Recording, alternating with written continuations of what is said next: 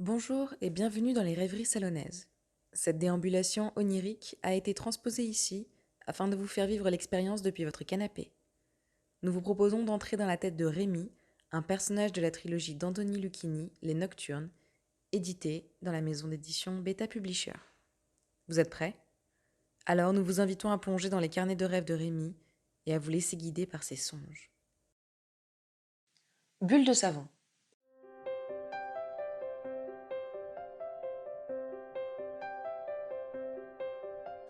Je me dirige place du château, afin d'y retrouver mes amis. Il fait aujourd'hui encore une chaleur écrasante, et les coins d'ombre sont rares, pour ne pas dire inexistants. Je m'arrête pour me désaltérer. Heureusement que j'ai pensé à prendre ma petite bouteille d'eau fraîche. Je bois, mais ne retrouve étrangement pas les sensations habituelles de fraîcheur et de texture de l'eau. Prêt à reprendre mon chemin, je m'aperçois tout à coup que la boutique bleue est enfin ouverte. Encore en travaux il y a quelques jours de cela, je me languissais de savoir ce que j'allais y trouver. Profitant de mon avance sur l'horaire, j'attrape la poignée cuivrée et tire la porte. Immédiatement, une odeur de lavande m'enveloppe. C'est une savonnerie. J'entre. Alors que la porte se referme, je sens qu'il reste dans ma main comme une sensation glissante. Ouais, la poignée vient sûrement d'être lustrée. Je découvre avec joie l'univers du savon. Il y a sur la gauche un grand comptoir en bois sur lequel est disposé tout un tas d'échantillons d'huile essentielle. L'odeur de lavande doit venir de là. J'avance. La boutique est lumineuse et chaleureuse. J'y retrouve les codes couleurs de sa devanture bleu roi. Le sol en béton, lissé beige, semble-t-il, est brillant. Je dois être le premier visiteur. Et alors que je fais face aux étagères industrielles, de nouvelles senteurs s'invitent dans l'air. Ce sont sûrement celles des savons devant moi. En bloc, liquide, format voyage, coffret cadeau. Et ça, qu'est-ce que c'est? Je pose ma bouteille d'eau et saisis l'un d'eux. Savon parent tranquille? Odeur de calme? Faites cesser les cris de vos enfants en quelques lavages seulement? Le concept est original, mais qui pourrait croire à ça? Je le repose et prends celui d'à côté, curieux de lire la suite. Savon pensée, senteur tempête, fait apparaître comme dans une BD les idées de l'autre dans une bulle éphémère. Avec celui-ci, plus personne ne se lavera. Suivant. Savon animaux de la ferme.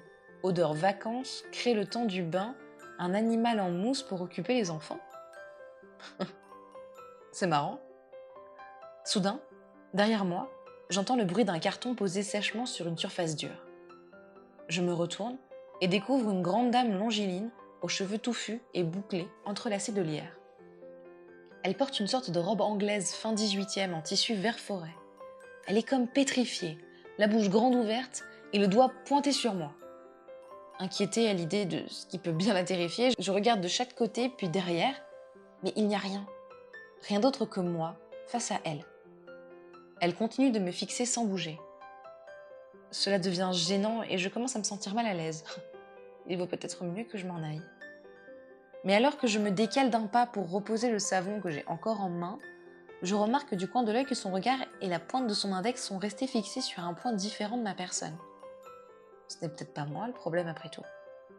Je fais un autre pas latéral pour confirmer mon sentiment. Regardant avec plus de recul la situation, je remarque qu'il y a toujours ma bouteille d'eau posée sur l'étagère. L'interdiction à l'entrée me revient comme un boomerang en pleine face. J'y crois pas. Ça serait ridicule. Une réaction aussi exagérée pour ma minuscule bouteille d'eau. Continuant d'observer attentivement Miss Lière, j'approche doucement ma main de la bouteille. Un petit cri crispé sort de sa bouche. Je me sens obligée de me justifier. Ce n'est que de l'eau, vous savez. Alors que ses lèvres s'animent enfin, un étrange gargarisme s'échappe de sa bouche. Hein?